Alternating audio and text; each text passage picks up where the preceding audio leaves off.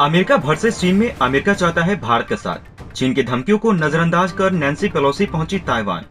चीन का एक फैसला ले सकता है बड़ा युद्ध का रूप। दोस्तों, अमेरिका ने चीन की धमकियों को अपने जूते पर रखते हुए नैन्सी पेलोसी को ताइवान में भेज दिया है। और इसको लेकर कुछ लोगों का कहना यह भी है कि यहाँ पर ये चीजें चीन को गुस्सा दिला सकती है। चीन में इस समय किस तरीके की स्थिति बनी हुई है वो किसी से भी छिपी नहीं है। दोस्तों, इस समय चीन और अमेरिका की वजह से दुनिया की स्थिति भयंकर बनी हुई है और इसको लेकर अमेरिका की तरफ से भारत के ऊपर दबाव बनाने के लिए कोशिश की जाएगी कि भारत अमेरिका के साथ आ जाए और भारत का एक फैसला पूरी दुनिया का होश उड़ा सकता है। यकीनन यहाँ पर भारत चीन के साथ तो जा नहीं सकता है, लेकिन यहाँ पर भारत जैसी नीति रूस और यूक्रेन युद्ध में अपनाया था, वैसी स्थिति रूस जरूर अपना सकता है। इस समय जैसी स्थिति बनी हुई है वो लगातार खतरनाक रूप लेती भी चली जा रही है और अमेरिका की तरफ से चीन के ऊपर हमला कर दिया गया है। नैन्सी पेलोसी को ताइवान में भेजकर इस चीज से अमेरिका ने ये साबित कर दिया है कि चीन की चेतावनी को अमेरिका कुछ भी नहीं समझता। चीन के क्रांतिकारी ऐलान कर देने के बावजूद यहाँ पर अमेरिका ने चीन को जरा सा भी नहीं सेठा और अमेरिका ने अपनी तरफ से इस तरीके का कदम उठाकर बवाल ही मचा दिया है।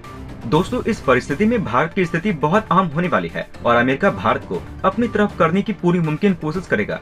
वहीं दूसरी तरफ चीन से भारत के 2 साल पहले से ही जमीन को लेकर विवाद चल रहे हैं, चाहे वो बात गालवन घाटी की हो या फिर कोई और बात हो।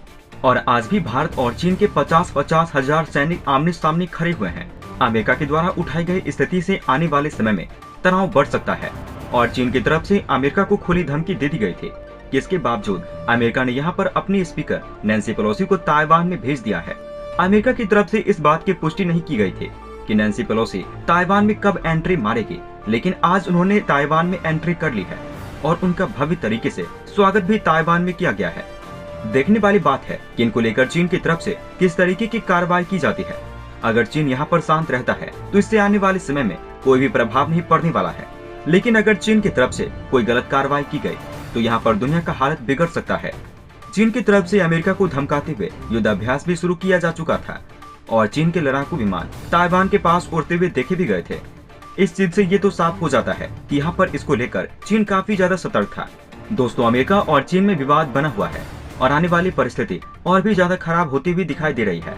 यहाँ पर अमेरिका की तरफ से बता भी दिया गया है कि अमेरिका को चीन की तरफ से दी गई चेतावनी का जरा सा भी फर्क नहीं पड़ता है और यही वजह है यहाँ पर अमेरिका की deputy speaker Nancy Pelosi Taiwan में पहुंच चुकी है और इस चीज से अमेरिका ने साबित कर दिया है कि चीन अमेरिका के सामने बच्चा है और इसको लेकर चीन की तरफ से भी कार्रवाई करने की बात कही गई थी। इसमें चीन ये कह रहा था कि यहाँ पर चीन नैन्सी को नुकसान पहुंचा सकता है।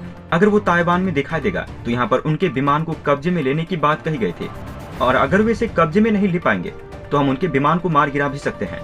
इतनी बड़ी चेतावनी चीन की तरफ से अमेरिका को दे दी गई थी, लेकिन यहाँ पर अमेरिका की तरफ से चीन की बात को बिल्कुल ही नजरअंदाज किया गया है और नैन्सी को ताइवान की यात्रा के लिए भेज दिया गया है और इस समय वो ताइवान में मौजूद है।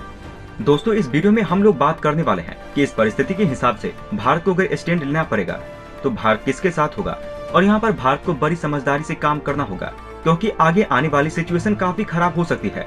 इसमें कोई दो राय नहीं है, लेकिन यहाँ पर भारत अमेरिका के साथ जा सकता है क्योंकि इंडो पैसिफिक में अमेरिका के पास इतनी अच्छी जगह मौजूद नहीं है और वो भारत के साथ चाहेगा चीन को नुकसान पहुंचाने के लिए। इसलिए यहाँ पर अनुमान लगाया जा रहा है कि अमेरिका भारत को अपनी तरफ करने की पूरी कोशिश करेगा, लेकिन यहाँ पर भारत का स्टैंड इस टाइम देखने लायक होगा। इसके अलावा पाकिस्तान की तरफ से साफ साफ कह दिया गया है कि वो चीन के सपोर्ट में खड़ा है और इस चीज की खबर पाकिस्तान की तरफ से दी जाती है या नहीं दी जाती है, लेकिन फिर भी दुनिया ये बात जानती थी कि यहाँ पर कुछ भी हो पाकिस्तान हमेशा चीन के साथ ही खड़ा रहेगा, क्योंकि पाकिस्तान चीन की एक कठपुतली है। चीन जैसा चाहेगा वैसा पाकिस्तान से करवाएगा। दोस्तों, हमें देखने को मिल रहा है कि धीरे धीरे करके दुनिया को 2 गुटों में फिर से बंट रही है, जैसा कि हमें रूस और यूक्रेन के युद्ध में देखने को मिला। ठीक वैसा ही हमें अब चीन और अमेरिका के तनाव को देखते हुए मिल रहा है।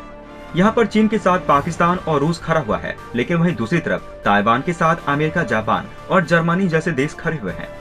लेकिन यहाँ पर सबसे बड़ा और अहम सवाल ये है कि यहाँ पर भारत किसके साथ जाएगा, क्योंकि भारत तो पूरी कोशिश करेगा कि जैसा भारत ने रूस और यूक्रेन के युद्ध में किया था वैसा ही भारत अपनी विदेश नीति को कायम रखे। लेकिन यहाँ पर ऐसा होता हुआ दिखाई नहीं देगा, क्योंकि इंडो पैसिफिक का इस्तेमाल करने के लिए अमेरिका भारत को अपनी ओर लाने की पूरी कोशिश करेगा। तो चलिए जानते हैं सभी बातों को डिटेल में और बढ़ते हैं वीडियो की तरफ। लेकिन यहाँ पर आपको क्या लगता है, क्या भारत को अमेरिका का साथ देना चाहिए या फिर भारत को किसी भी देश के साथ नहीं होना चाहिए। और जैसा रूस और यूक्रेन के युद्ध में भारत ने अपनी विदेश नीति को कायम रखा था, उसी तरीके से भारत को इस परिस्थितियों में भी अपने आप को खड़ा रखना चाहिए। आप अपनी राय हमें नीचे कमेंट बॉक्स में लिखकर अवश्य बताएं। दोस्तों, इसको लेकर बताया जा रहा है ये मामला तब बिगड़ता हुआ दिखाई देगा जब एक देश दूसरे देश से संबंध तोड़ने शुरू कर देंगे, लेकिन यहाँ पर अभी तक वैसी कोई स्थिति देखने को नहीं मिली है, जो कि काफी अच्छी बात है। इसके अलावा जैसा अमेरिका और चीन में तनाव बढ़ता हुआ दिखाई दे रहा है, इसका असर हमें ताइवान में भी देखने को मिल रहा है। इसके अलावा सभी देशों को इसका असर देखने को मिलेगा। ताइवान में हमें देखने को मिला है कि कल 2% शेयर मार्केट गिर गया है और आने वाले समय में हमें देखने को यह भी मिल सकता है कि जापान और दक्षिण कोरिया के शेयर मार्केट में भी गिरावट देखने को मिल सकती है। और आप ये बात बहुत अच्छे से जानते होंगे कि सेमीकंडक्टर बनाने में ताइवान दुनिया का सबसे बड़ा देश है और दुनिया की हर मशीन में सेमीकंडक्टर का इस्तेमाल होता है। इससे फर्क नहीं पड़ता वो कौन सी है, हर इलेक्ट्रिक चीज में इन सेमीकंडक्टर का इस्तेमाल किया जाता है। बिना इसके कोई भी इलेक्ट्रॉनिक चीज चल नहीं सकती है।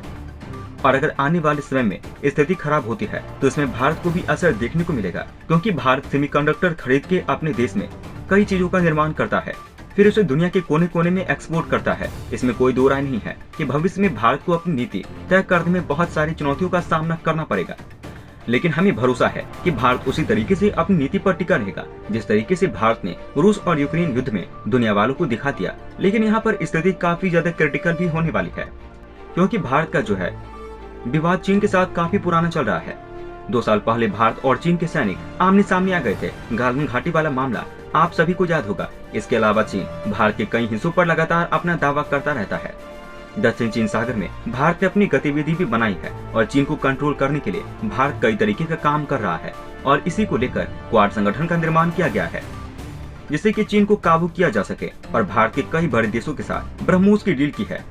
फिलीपीन के साथ भारत ने ब्रह्मोस की डील की है। फिलीपींस वही देश है जिसको चीन आज तक परेशान करता रहता है। दोस्तों, चीन की तमाम धमकियों के बावजूद अमेरिकी संसद के स्पीकर नैन्सी पेलोसी ताइवान की सरजमीन पर पहुंच चुकी है और यहां पर उनका पुरजोर स्वागत भी हो रहा है। और इस जीत से अमेरिका ने इस बात की पुष्टि भी कर दी है कि चीन की गीदड़ धमकियों से अमेरिका डरने वालों में से नहीं है। दोस्तों, अंत में हम आपसे एक महत्वपूर्ण जानकारी साझा करने जा रहे हैं। नीचे डिस्क्रिप्शन में दिए गए लिंक पर जाकर आप इंडियन आर्मी मर्चेंडाइज खरीदकर सपोर्ट कीजिए और पूरे देश का हौसला बढ़ा दीजिए। जाने से पहले वीडियो को लाइक और शेयर करें तथा चैनल को सब्सक्राइब करना न भूलें। तब तक के लिए धन्यवाद। जय हिंद, जय भारत। अच्छा सुनो, चैनल को सब्सक्राइब करो, उसके बाद घंटी बजा देना ताकि अगली वीडियो आपसे मिस न हो पाए। Thank you.